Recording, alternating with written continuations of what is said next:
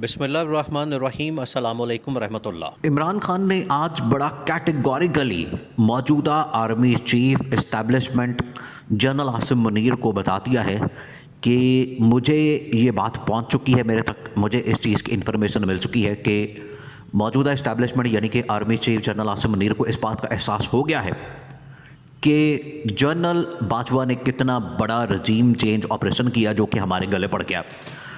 वो पाकिस्तान के गले पड़ गया, पाकिस्तान के अवाम के गले पड़ गया, वो पूरे निज़ाम के ख़िलाफ़ इस टाइम हो चुका है।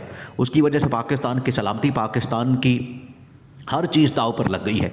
ये इस चीज़ का एहसास मौजूदा इस्टेब्लिशमेंट को हो गया। देखिए, इमरान खान ने बड़ी दो टोक बातें की। इमरान खान ने तमाम के तमाम मामलात सामने रख दिए। इमरान खान ने कहा कि पिछले 4 साल से जब मेरी हुकूमत थी और 3-3.5 साल में हुकूमत के अंदर किस तरह से जनरल बाजवा हुक्मरानी करता रहा और मेरे पास तो कोई अथॉरिटी नहीं थी, मेरे पास कोई पावर नहीं थी। मैं वज़ीर आज़म तो ज़रूर था लेकिन मेरे पास पावर नहीं थी। इमरान खान का पावर असल में होती है, अथॉरिटी असल में होती है आर्मी चीफ के पास, और किसी भी चीज़ की जब क्रेडिट लेना हो तो वो आर्मी चीफ ले लेता है, लेकिन अगर कोई बुराई खाते में डालनी हो तो वो वज़ीर आज़म के यानी कि मेरे खाते में डाल दी जाती थी। तो इस तरह से मुझे इस्तेमाल किया जाता रहा, मेरे ख़िलाफ़ इस तरह से पूरा प्रोपेगेंडा नेगेटिव कैंपेन की गई और मुझे जलील करवाया गया।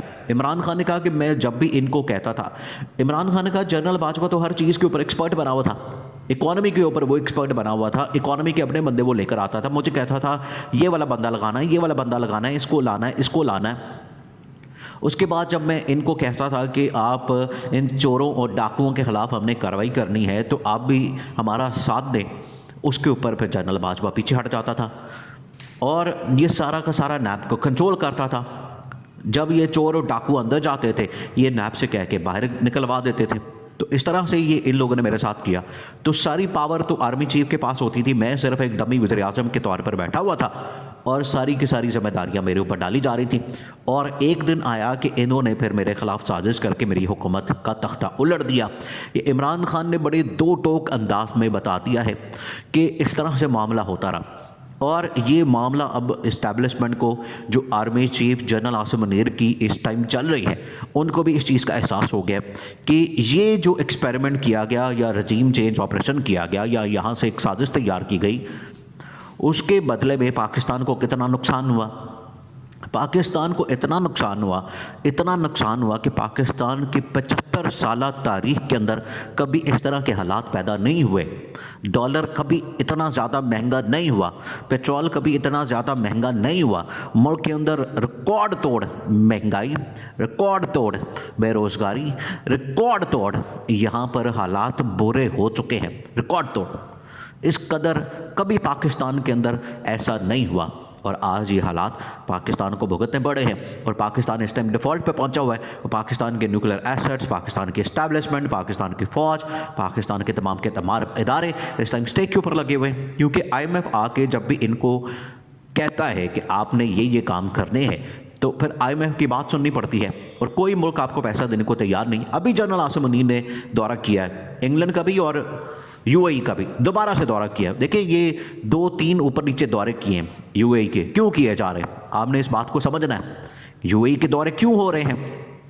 UAE के दौरे इसलिए हो रहे हैं कि वहाँ से जो इस टाइम पाकिस्तान के पास जो रिज़र्व हैं, जो 3-3.5 अरब डॉलर, वहाँ से उनको कहा जा रहा है कि आप इसको थोड़ी देर हमारे पास रहने दें, हम तो मुकम्मल डिफ़ॉल्ट कर जाएंगे अगर आपने ये भी निकाल लिया। एक तो ये कहा जा रहा है, दूसरा ये कहा जा रहा है कि आप कुछ मज़ीद पैसे दें उसके अंदर रखवाने के लिए ताकि हमारे रिज़र्व जो है वो थोड़े से बेहतर हो जाएं। अब इसके ऊपर UAE मान नहीं रहा, इसके ऊपर UAE किसी तरफ आ नहीं रहा। अब हालात ये बन रहे हैं, मामलात इस तरफ जा रहे हैं कि इस्टेब्लिशमेंट को इस बात का एहसास हुआ है। और जिस तरीके से देखिए, एक आर्मी चीफ चले जाता है, आर्मी चीफ, और जनरल बाजवा ने तो ये खुद तकरीर की थी जाते हुए, जब फेयरवेल स्पीच दी, खुद कहा था कि मैं अब जा रहा हूँ और मैं गुमनामी की ज़िंदगी गुजारूंगा। तो गुमनामी की ज़िंदगी ऐसे होती है, आप सहाफ़ियों के ज़रिए अपने ज़राए से ख़बरें चलवा रहे हैं, आप कॉलम्स लिखवा रहे हैं, बाद में जब बैकफायर कर जाता है कॉलम, फिर आप उसको तरदीद कर देते हैं, कहते हैं कि ये मैंने कुछ ऐसा कुछ कहा ही नहीं, ऐसी मैंने बात की नहीं, ये तो अपनी तरफ से सब कुछ लगा रहा है, फिर आप पीछे हट जाते हैं। तो एक एक चीज़ के ऊपर, एक एक मामले के ऊपर ये साबित हो रहा है कि इमरान खान बिल्कुल ठीक है अपनी जगह पर, अपनी पोजीशन पे, जबकि इस्टेब्लिशमेंट को इस बात का एहसास हो चुका है। और जनरल आसिम मुनीर ने जो मसलसल दौरे किए हैं इस टाइम, उससे अंदाज़ा हो गया इस हुकूमत की कारकर्दगी और इस हुकूमत की हैसियत और औकात का। इमरान खान ने कहा कि आप अफ़गान तालिबान के साथ क्यों नहीं मुज़ाकरात करते।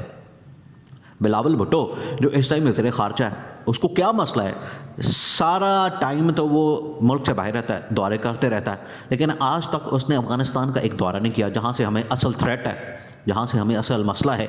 पाकिस्तान का अफ़गानिस्तान के साथ बॉर्डर जो है 2500 किलोमीटर लगता है और वहाँ से हमें मसाइल पैदा होते हैं, तो इसको क्यों नहीं हल करता। बिलावल की ये जिम्मेदारी है, कोई नहीं करता। ना बिलावल कर पा रहा है, ना फॉरेन पॉलिसी वो चला पा रहा है, ना फाइनेंस मिनिस्टर। मुल्क के अंदर जो फाइनेंस है नहीं, तो आपको फाइनेंस मिनिस्टर की ज़रूरत क्या है। इसाकदार बैठाया हुआ है ख़जाने के ऊपर, ख़जाना तो मुल्क के अंदर है ही नहीं, तो आपने वज़ीर ख़जाना किस लिए बैठाया हुआ है। और ना ये बाहर से पैसा ला रहा है, ना ये IMF के साथ डील कर रहा है, ना इसकी कोई बात सुनी जा रही है।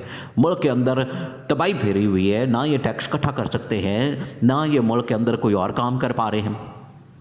सिर्फ महंगाई किए जा रहे हैं, सिर्फ महंगाई। अब इन्होंने दोबारा से पेट्रोल की कीमतें बढ़ानी हैं, हर चीज़ को महंगा, बिजली महंगी, गैस महंगी, पेट्रोल महंगा, डॉलर महंगा, हर चीज़ तो इन्होंने महंगी कर दी है। तो अजाब आया हुआ है पाकिस्तान के ऊपर, ये इसी नहूसत की वजह से आया जो ये हुकूमत है। अब ये हालात बन गए हैं। इमरान खान ने कहा कि मुझे पता चल गया है कि मौजूदा इस्टेब्लिशमेंट जनरल आसिम मुनीर, और जनरल आसिम मुनीर इसीलिए रास्ता निकालने की अब पूरी कोशिश कर रहे हैं। जनरल आसिम मुनीर उस तरफ जा रहे हैं। ये इंटरनेशनल जो उन्होंने टूर्स किए हैं, पूरी डिप्लोमेसी की है। अब लाहौर हाई कोर्ट से फैसले आना शुरू हुए, अदालतों से इलेक्शन कमीशन को पाबंद किया है। ये आखिरकार हालात किस तरफ जा रहे हैं, ये इलेक्शन की तरफ जा रहे हैं। इस्टेब्लिशमेंट को घुटने टेकने पड़ने हैं, कुछ हो जाए, आपको आवाम की बात सुननी पड़नी है, सुननी पड़ेगी। ये नहीं हो सकता कि आप अपनी मर्जी चलाते फिरें, आप अपनी मर्जी करते फिरें और आवाम को और मुल्क को आप इस अजाब के अंदर मुब्तला करते हैं और यहाँ आप तबाही के ऊपर ले आए। आपको आवाम के पास जाना पड़ेगा, आवाम की बात सुननी पड़ेगी, आवाम से मैंडेट लेना पड़ेगा, तभी आप हुकूमत बना सकते हैं। ये जो हुकूमत है, इसके पास तो आवाम का मैंडेट ही नहीं है, इसके पास तो पावर ही नहीं है, इसके पास तो अथॉरिटी नहीं।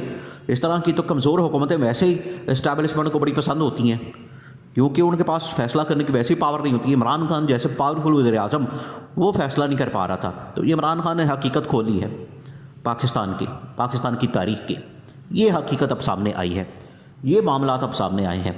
अब इस चीज़ का एहसास एस्टेब्लिशमेंट को हुआ है और वो अब सारे मामलात को ठीक करने जा रही है।